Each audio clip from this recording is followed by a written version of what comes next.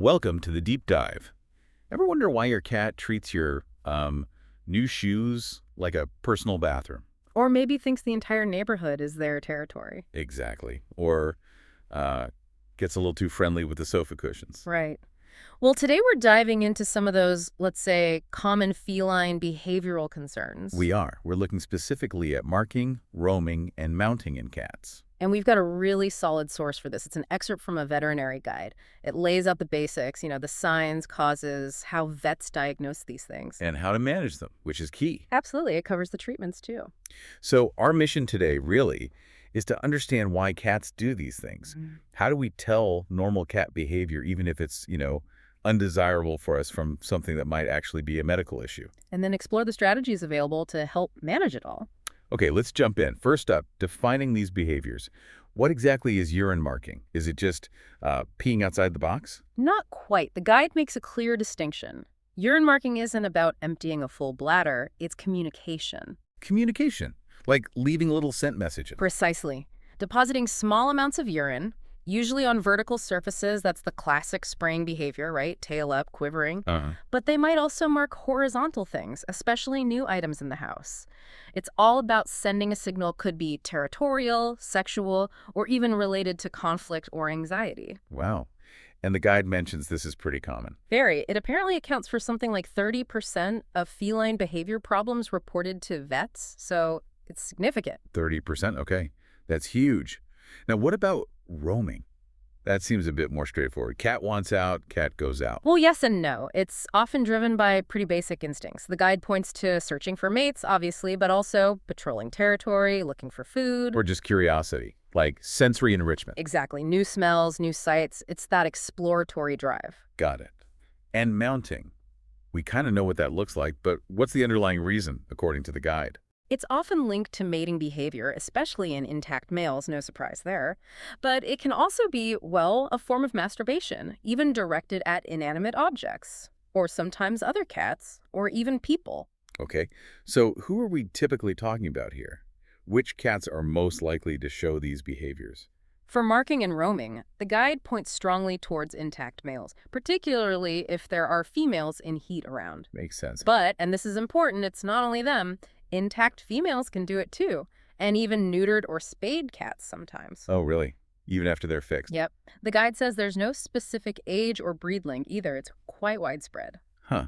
What about mounting? Similar picture. Also very common in intact males, especially the guide mentions sexually deprived ones or maybe males housed together. Right. But again, it's not exclusive. You can see mounting behavior in females, kittens, directed at other cats, people, objects, like we said. And there was a statistic about neutered males still doing this.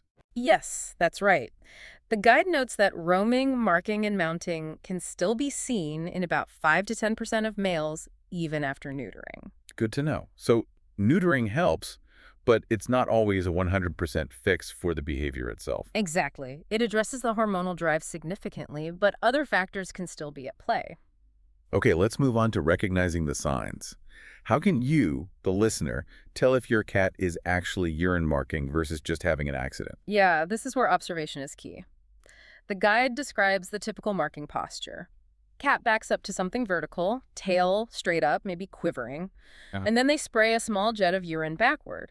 But they might also squat and mark horizontal things, often new stuff, like you mentioned, or things with the owner's scent. So the posture is one clue.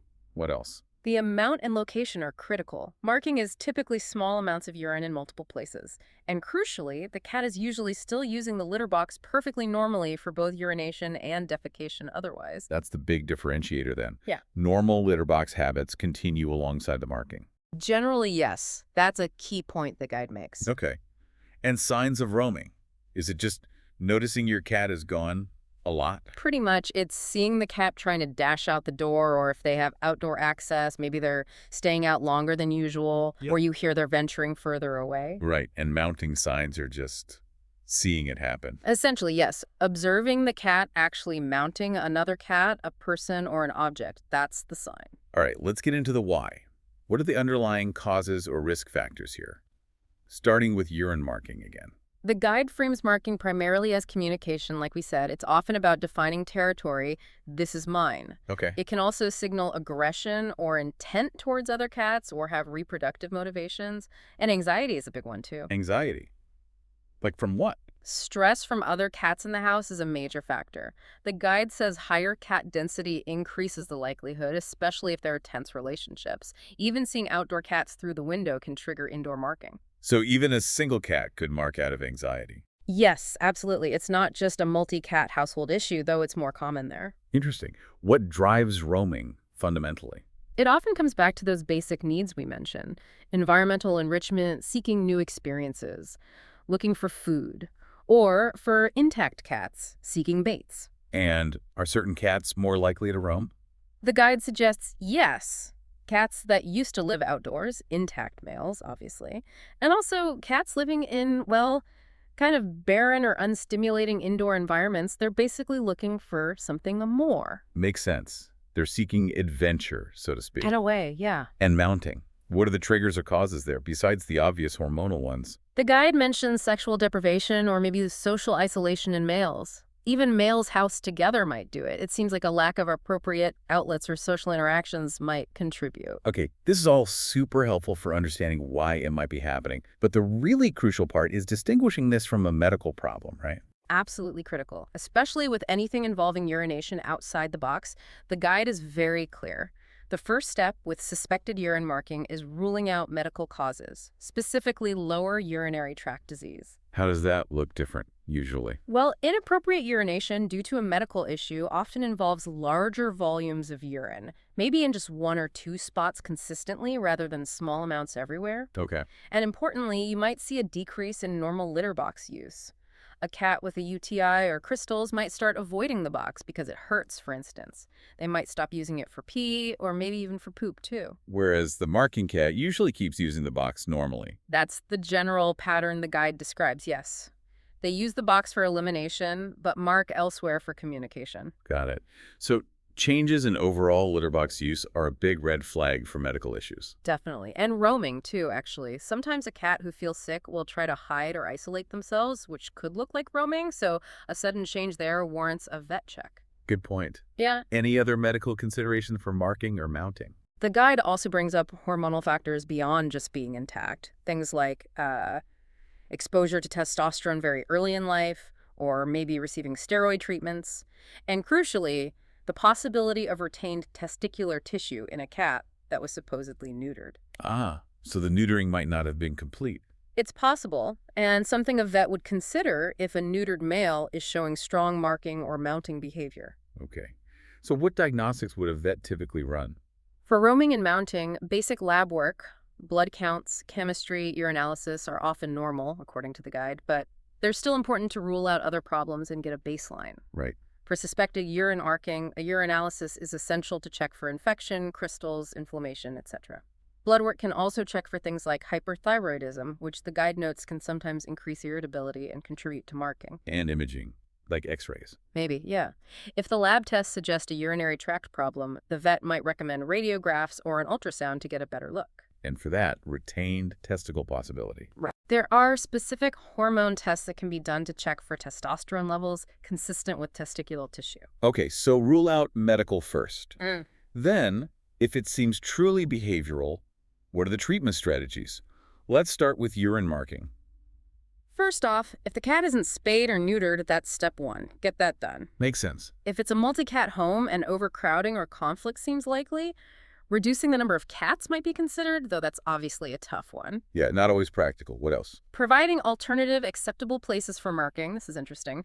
The guide suggests things like scratching posts, facial rubbing combs, and even placing a clean, empty litter box vertically against a wall where they've marked. A vertical litter box? Yeah. For marking? Yeah, the idea is to give them a designated spot for that specific scent marking behavior. Also, ensuring plenty of resources, food bowls, water bowls, litter boxes. The rule of thumb is one litter box per cat plus one extra in different locations. Minimizes competition. Exactly. And keep those boxes impeccably clean. Daily scooping, regular washing. Cats are fastidious. Good point. What about the environment? Increase vertical space cat trees, shelves. provide hiding spots, make previously marked areas unattractive using deterrents like sticky tape or specific sprays, and manage overall stress. How do you manage cat stress? Keep routines consistent, manage conflicts between cats, ensure positive interactions with humans, play, affection.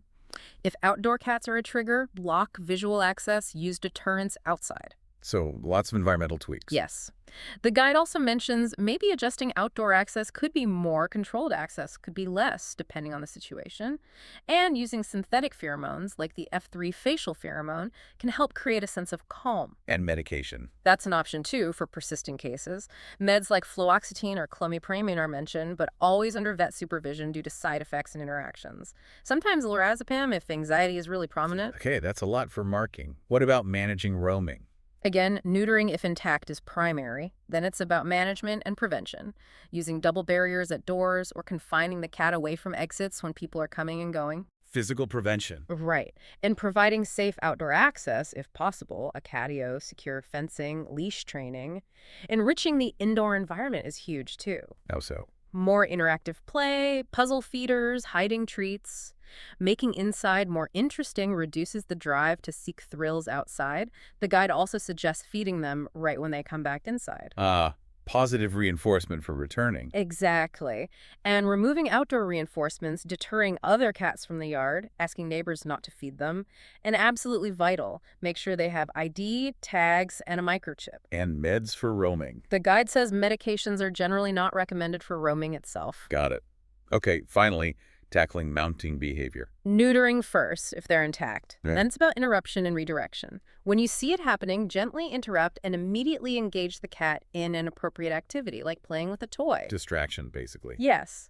Also, try to identify and remove triggers if possible. Is it a specific blanket, a certain time of day? And provide lots of other outlets for energy and play. And medications here. Similar to marking if stress or anxiety seems to be a major component, meds like fluoxetine, clomipramine, or maybe lorazepam could be considered with a vet, keeping all the cautions in mind. It really sounds like addressing the cat's whole world environment stress outlets is key for all of these. It really is. It's rarely just one single thing. So once you've started a treatment plan, what does the follow-up look like? Follow-up is crucial. The guide suggests a vet check-in, maybe by phone, within a couple of weeks to see how things are going. Okay. If medication was started, maybe an ECG if there are heart concerns. Blood work is usually done 3-4 weeks after starting meds, then periodically, like every 6-12 months, to monitor health. And how quickly should you expect to see results, say, with marking? You'd hope to see improvement within about 4 weeks of starting therapy. If it's working, the guide recommends continuing meds for at least 8 weeks total and for 1 full month after the behavior has completely stopped. And stopping meds. Needs to be gradual. Wean off slowly, maybe reducing the dose by 25% each week. Abruptly stopping can cause issues or lead to relapse. And relapse is possible. Oh, definitely. If it happens, you might need to reinstate the medication at the lowest dose that worked. Some cats, the guide notes, might even need medication long-term or for life to manage the behavior. So it can be a long-term management situation. Patience is key. Absolutely. Patience, consistency, and working closely with your veterinarian. Well, this has been incredibly informative, a real deep dive, true to our name. Just to quickly recap, we've covered urine marking, roaming, and mounting complex behaviors, sometimes normal, sometimes problematic. Right. Understanding the why, ruling out medical issues first, and then using a combination of environmental changes, behavior modification, and sometimes medication seems to be the approach. It highlights how much their environment, their social world, and their physical health are all interconnected. Exactly. You have to look at the whole cat, the whole picture. So here's a final thought for you to mull over. Cats communicate so much through scent and these subtle or not so subtle behaviors. Thinking about that, what might future research uncover about their intricate social dynamics, and how can we get even better at creating home environments that truly respect and cater to their natural instincts? That's a great question to ponder. How can we better mesh our world with theirs? Something to think about. Thanks for tuning in to The Deep Dive.